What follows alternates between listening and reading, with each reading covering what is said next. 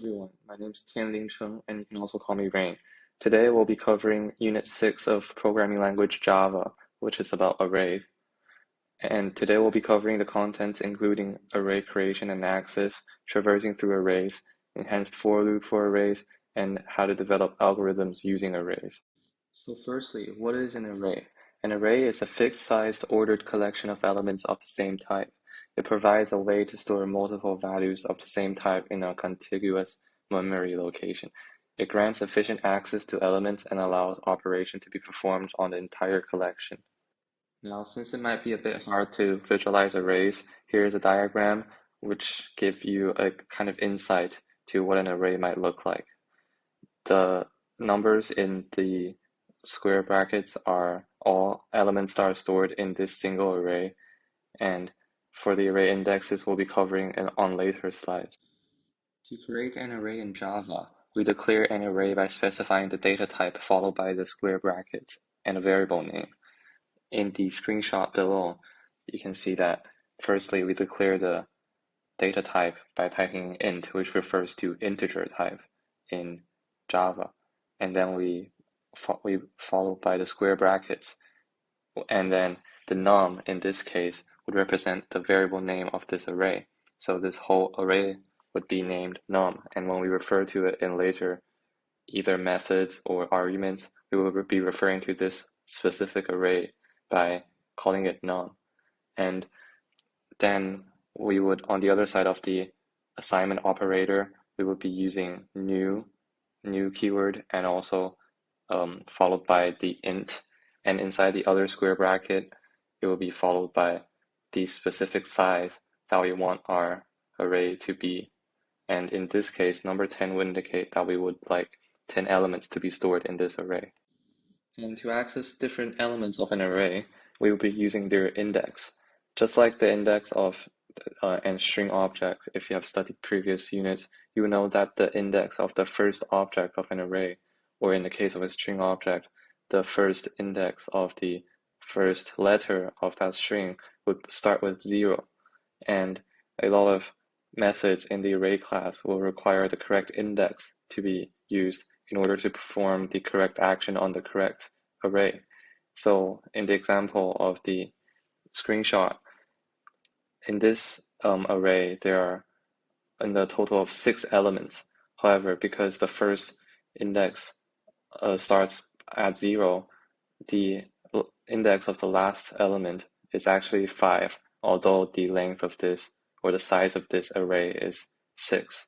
Now we're going to cover a few methods that are used by arrays. The first one is array.length. This function returns the amount of element in an array.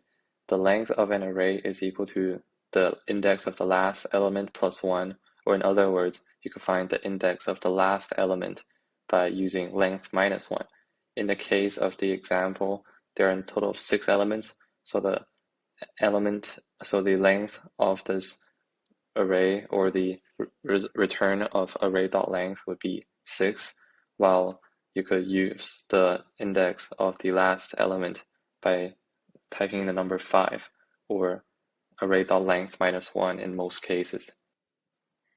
To modify arrays, or to add an element to an array, we should call the function array in square brackets the index of the number that you want to, the element you want to change, and also the element that you want to add at that specific index. And to give an example, if we have an array of int type called num, and this array consists of 1, 2, 3, 4, 5 numbers.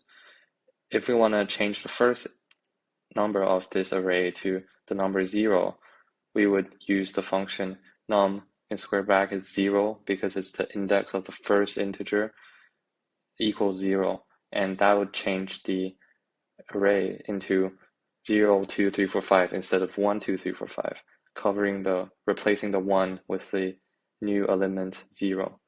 And we also have to bear in mind that we have to keep in bound when using this index system to avoid errors. Another really important technique that we'll be using that is associated with array is traversing. And now traversing through an array means accessing and processing each element in the array using normally for loops or enhanced for loops.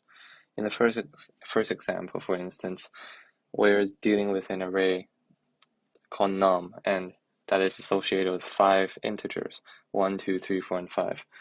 And to traverse through it, we will first initiate int I as equal to 0, and we'll set the limit to I smaller than num.length, which in this case would be 5. And the reason why we'll be using smaller instead of smaller and equal to is because the index of the last element, which in this case is number 5, only has the index 4, because index of the last number is always one smaller than its length.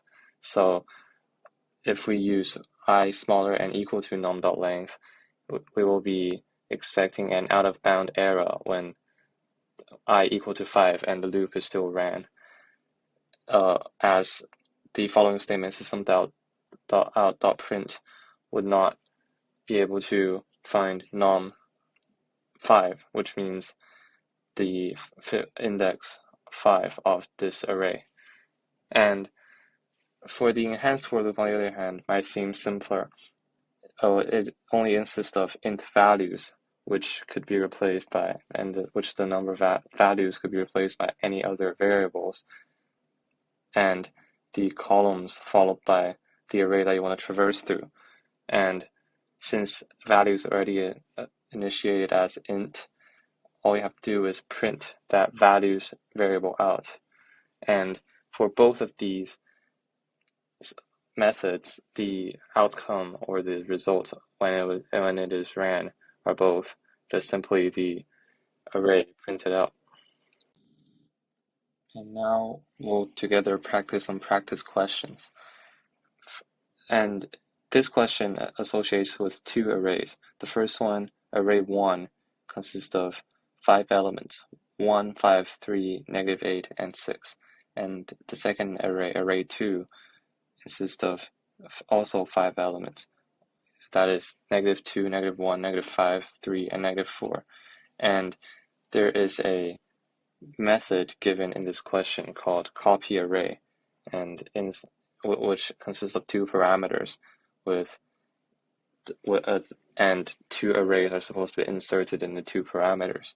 And if we look at this function closely, we'll see that it will take int I and set it equal to the first array's length divided by 2, and for the array 1.length divided by 2 until array 1.length minus 1, they will set array 1 index I to array 2 index I. And if we traverse through the arrays, we'll find that int I would in this case equal to array 1.length divided by 2, which will be equal to 5 divided by 2. And although at first 5 divided by 2 will equal to 2.5, but because of truncating, the 0.5 would be truncated, and this integer I would be equal to 2. And so we can abbreviate this for loop into for I equals 2, I smaller than 5, which is array 1.length, I plus plus. And so therefore, only for the elements with index 2, 3, and 4 in array 1 are traversed. And since the argument of this for loop tells us to set array 1 index 2, 3, and 4 to these corresponding array 2 elements, we will be looking at an array that has indexes that has the same index for 0 and 1, but for the indexes of element with indexes 2, 3, and 4 will be taken from array 2. So we will have 1, 5, -5, 3, -4, which would be the answer choice C in this case. And I've found some of my materials on these 2 websites. They're really helpful websites, You can check them out when you have the time to, and thank you for watching.